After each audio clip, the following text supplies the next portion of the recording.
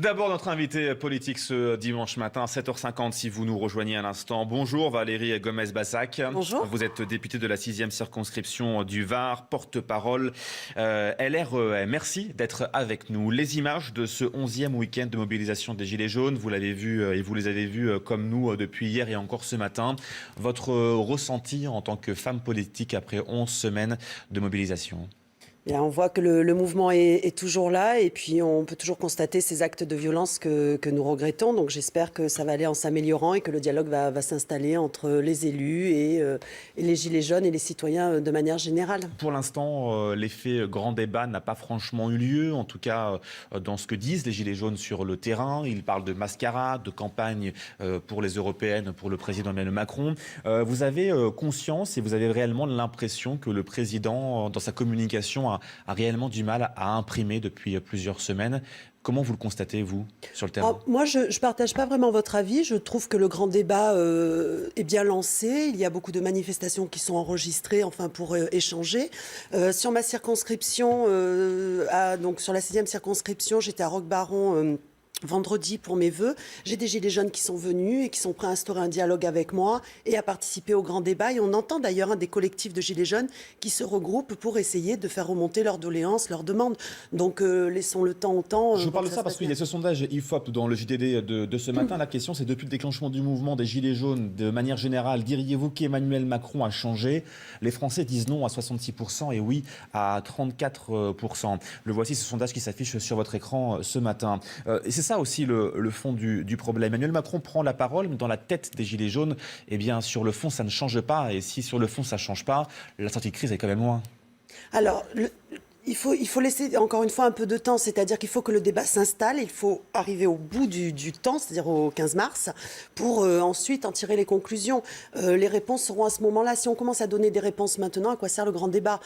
Justement, il faut attendre les doléances, voir un petit peu la masse de personnes que cela représente pour apporter des réponses. Le président de la République est allé vers les élus, il est allé vers les citoyens, il va continuer à le faire. Certains ministres le font également, donc on voit bien quand même que le dialogue s'instaure et s'engage. Donc il faut être positif parce que sinon on n'arrivera pas à sortir de cette crise que la France connaît. Vous avez peut-être vu Marlène Schiappa, c'était vendredi soir sur l'antenne de C8 dans Balance ton poste avec Cyril Hanouna, émission largement critiquée avant qu'elle puisse être diffusée en direct. C'est ça aussi, ça passe aussi par ça, la fin de ce conflit, les discussions, l'échange direct avec les Français, même à la télévision et en direct devant des millions de personnes? Alors, largement critiqué avant, mais beaucoup moins après. Oui. Pourquoi? Bien parce que j'ai regardé une partie, en tout cas, de cette émission et l'échange était bien là. Moi, j'étais assez satisfaite du fait que les personnes qui s'exprimaient étaient complètement différentes. Vous aviez un jeune de 14 ans, je crois. Vous aviez vraiment toutes les catégories sociales représentées. Oui, je crois que ça passe par là parce que les médias, vous tenez un rôle important. Vous touchez des catégories de personnes différentes. Il faut que nous arrivions à nous adresser à tout le monde. D'ailleurs, dans le grand débat, il faut vraiment que les jeunes s'impliquent énormément parce que c'est la France de demain que nous faisons également.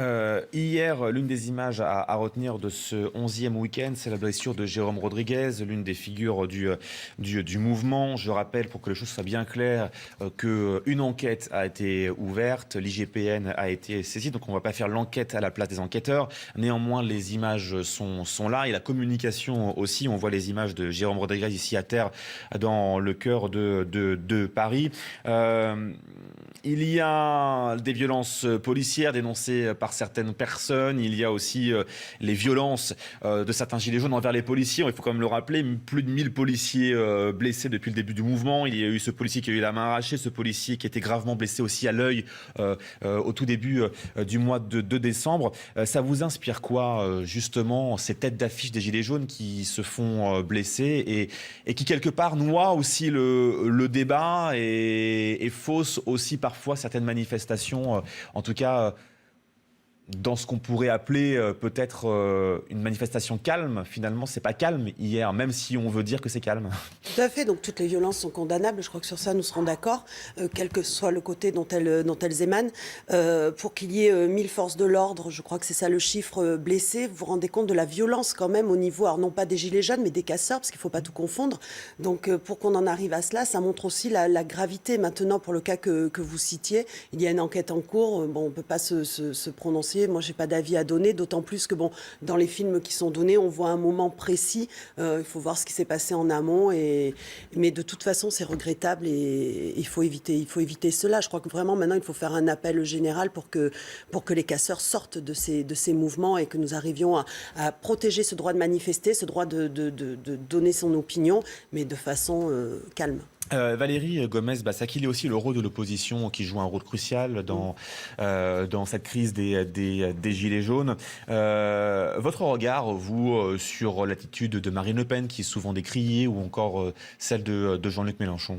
Je regrette vivement, nous partageons chacun des idées complètement différentes, nous ne nous rejoindrons pas, ça c'est clair, mais il faut qu'ils arrêtent de faire circuler des fake news, il faut qu'ils arrêtent d'attiser cette haine et puis au contraire d'instaurer un débat démocratique, de revenir aux valeurs républicaines et d'apaiser. Je crois qu'en tant qu'élu, quel que soit notre courant politique, on est là pour ça, on est là pour assurer une sécurité, une sérénité, pas pour attiser les haines. Les Européennes, c'est à la une du Parisien dimanche ce matin et qui titre un nouveau Big Bang, c'est vrai, avec cette liste annoncée des Gilets jaunes. C'est un vrai Big Bang qui se crée là en vue des européennes. Et est-ce que vous rejoignez certains Gilets jaunes quand ils disent que Macron est clairement aussi en campagne le président pour justement les européennes? C'est très difficile. Alors c'est vrai que je l'entends, mais si le président de la République ne s'exprime pas, on lui reproche. Dès qu'il s'exprime, il est en campagne. Donc l'équilibre est très difficile à trouver. Là, pour l'instant, nous ne parlons pas des européennes. Il y a cette liste, en effet, de gilets jaunes qui est en train de se créer, enfin qui s'affirme d'ailleurs. C'est une bonne chose, c'est l'expression démocratique et nous verrons ce que cela donne. Maintenant, je reste très prudente sur les chiffres et nous verrons cela au moment venu. En quelques mots, votre regard de député, donc d'élu aussi de terrain, la sortie de crise, elle passe par quoi? Le dialogue. Le dialogue, elle passe par le dialogue, mais surtout que le dialogue ne reste pas là. C'est-à-dire qu'il va falloir en effet qu'il y ait un retour sur ce que nous allons récolter comme information. Il faudra prendre les mesures adaptées en fonction des doléances. Et ça, j'ai aussi envie de rassurer les Gilets jaunes et les citoyens de manière générale.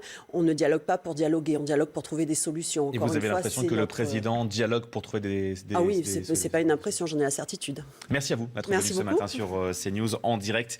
7h58, soyez les bienvenus. La météo complète de votre dimanche matin et le journal de 8h juste après ça.